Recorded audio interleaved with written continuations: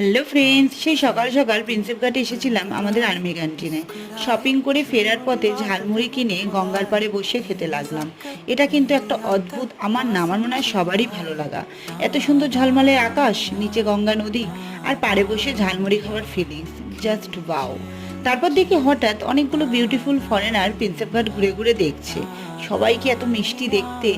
তাদের সাথে কিন্তু ট্যুরিস্ট গার্ডও ছিল। ওদিকে হঠাৎ শুনতে পেলাম ট্রেনে অ্যানাউন্সমেন্টও করে দিল। তাই ট্রেন ঢোকার আগে আমি আর বোন চলে গেলাম স্টেশনে। মালভর্তি ব্যাগগুলো নিয়ে এগোতে লাগলাম, আর দেখলাম পেছন পেছন ওদিকে দেখি ট্রেনও ঢুকে গেছে। এই লাইনে ট্রেন ফাঁকা থাকে বললেই চলে। তাই পছন্দ মতো সিট নিয়ে আমি আর বোন বসে পড়লাম। এদিকে আবার একটু খিদে খিদে পাচ্ছিল, তাই ক্যান্টিন থেকে কেনা এই বিস্কুটটা বের করে আমি আর বোন খেতে লাগলাম।